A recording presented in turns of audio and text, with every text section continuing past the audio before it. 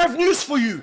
That day that you decided to be a Muslim, the day that you decided to say La ilaha illallah Muhammad Rasulullah, you entered the fold of Islam. And when you entered the fold of Islam, you fell under the umbrella of the Ummah. And when you became a member of the Ummah, you became a part of the body. So what you do has an effect on the Ummah. Brothers are walking around today telling me, listen, and please excuse me, I know we're sitting in the masjid, but I'm not here to give you Disney stories. We're either here to speak the haqq, honestly, or let's just shut shop and go home and let's just all sit down and watch TV. Today you walk around and every single one of us has this disease. Every one of us has this disease. That, yeah, look, alhamdulillah, I'm not the best Muslim. And yeah, maybe my Quran has shortcomings. And yeah, maybe my salah is not this, that, and the other. But it's all right. No, it's not all right, akhi. People think that, listen, you know what? If I don't want to pray, that's none of your business. It's between me and Allah. Have you ever heard this? That no one can judge me. Only God can judge me. Wow. Big round of applause for this, brother. Hey. Only God can judge me. Well, duh, yes, only God can judge you. But unfortunately, brother, I have news for you. Your shortcomings has an effect on me, has an effect on my wife, has an effect on my children, and has an effect on the rest of the ummah. So it's not up to me to allow you to do your wrong and to do your haram and not stand before you, right, and give you clear warning that what you're doing is wrong and batil. The Prophet of Allah in the Sahih Hadith, وَالَّذِي نَفْسِي بِيَدِي, the Prophet of Allah takes an oath by Allah. He says, you either enjoin that which is good and you forbid that which is wrong. This is a responsibility upon everyone. This is not the responsibility of Muhammad Hublos. It's not the responsibility of the mashayikh. It's not the responsibility of the ulama. It's the responsibility of every person that has iman and tawheed in his heart to call to that which is good and forbid that which is wrong. Why, O Prophet of Allah? What if I don't want to do it? What if it's none of my business? What if I want to do my own thing? He says, you will do it. Or by Allah, Allah Azza wa Jal will send down His punishment upon you. You will raise your hands and make dua, and Allah subhanahu wa ta'ala would not accept your prayers. Allah will not accept your prayers. My brothers and sisters, please, don't you see what's happening around you? Don't you understand that death is around the corner for every single one of you? Every one of you. Did you know this? Did you know death stares you in the face every single day? What are you doing with your life? What are you doing with your life? Look at what's happening to us around the world. Look what's happening to you in your own country. Yet what are we doing about it? We are an ummah, we are one unit, we are not individuals. We don't have that luxury. You don't have the luxury of saying, brother, only God can judge me, leave me alone. No one, you know that, look, it's none of your business. Let me do as I please. No, my brother, because what you do has an effect on me, and what I do has an effect on you. So you're probably thinking, yeah, akhi, you know what, but what's your dalil, bro? That's unfair. What do you mean that whatever he does has an effect on me? Yes, because when Allah subhanahu wa ta'ala deals with the Muslims, He deals with them as an ummah. When the khairat and the barakah of Allah subhanahu wa ta'ala falls down, who does it fall down upon? It falls upon everyone. And when the punishment of Allah falls, who does it fall on? Falls upon everyone.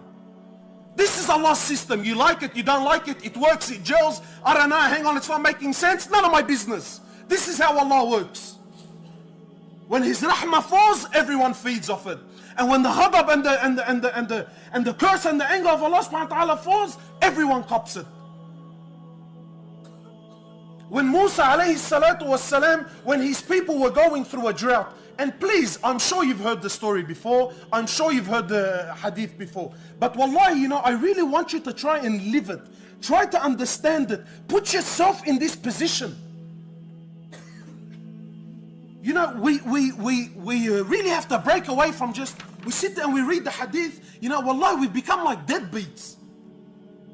Live the hadith, try to understand what is going on here.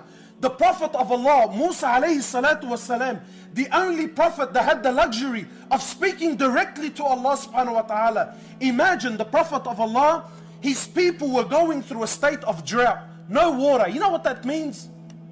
That means everyone was suffering. No water, no food, no crops, the plants were dying, nothing was growing, animals were dying, nothing to drink, nothing to eat. Human beings were dying and suffering. Amongst them is a prophet.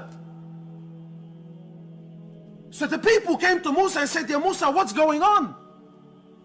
I'll cut the long story short. So Musa and his people, they go to the desert. Musa raises his hands and he says, oh Allah, you can see what's happening to my people. Ya Allah, we're begging, we're asking for rain. Naturally, when a prophet asks, what happens? Allah answers, yes or no. Musa asked for rain, they're waiting for the clouds to come in, nothing happened.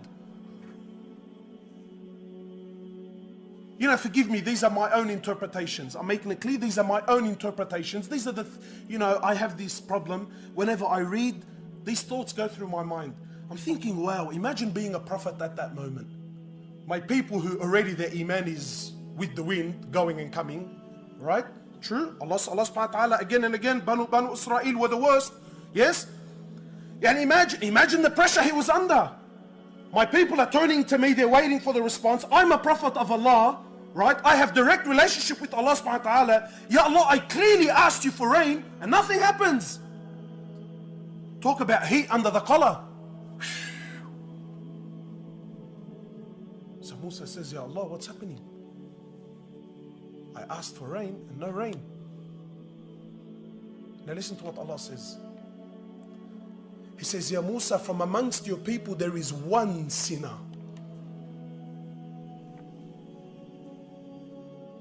One.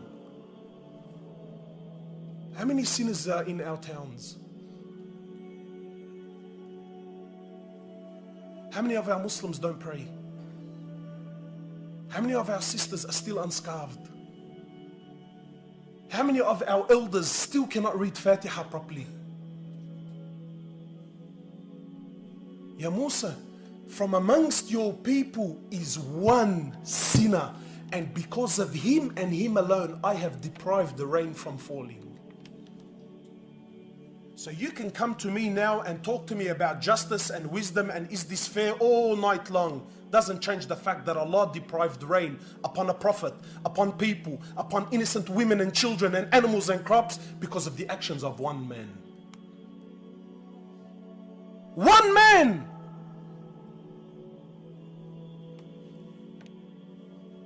So Musa turns to his people. He says, oh my people, amongst you is a sinner. Come out and make yourself known.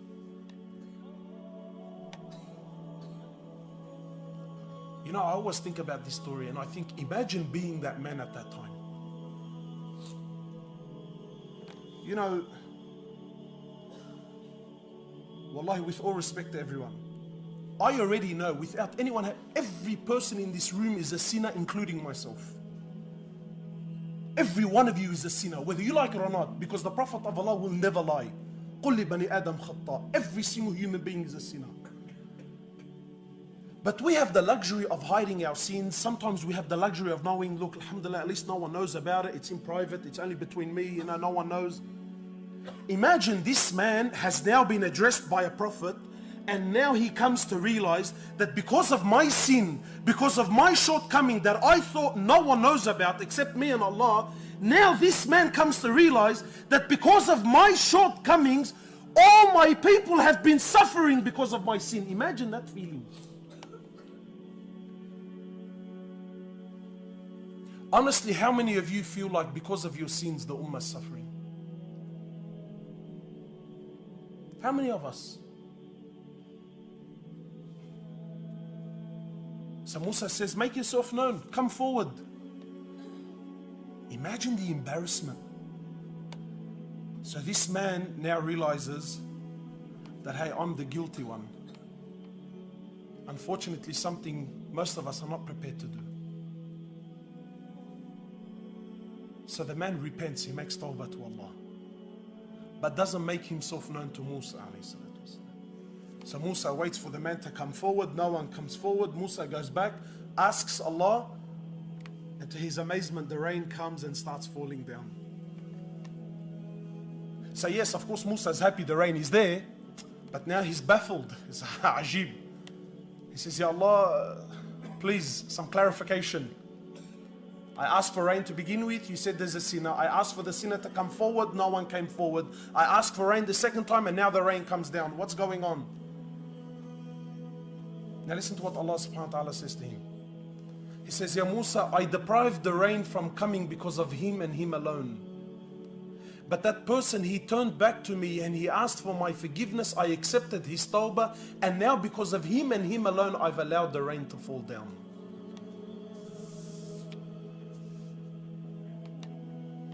So Musa is now interested. He says, oh Allah, tell me who this man is. Allah subhanahu wa ta'ala says to Musa, he says, Ya Musa, I didn't expose him when he was a sinner.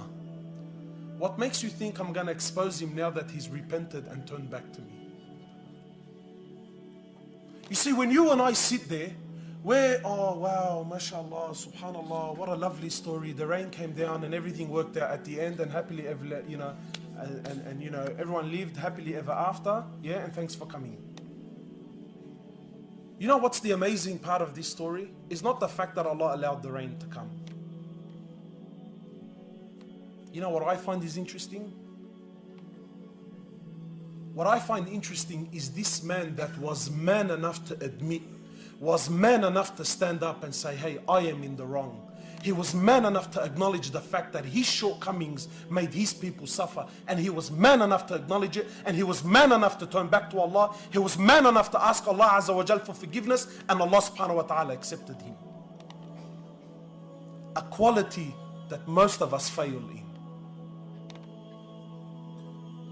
Where are those that are prepared to stand up and say, hey, you know what's happening around the world? It's because of people like me. It's because of my shortcomings. It's because of my lack of deen. It's because of my sins at night. It's because of my long tongue that I can't keep shut. It's because of my eyes that I can't keep down. It's because of my actions.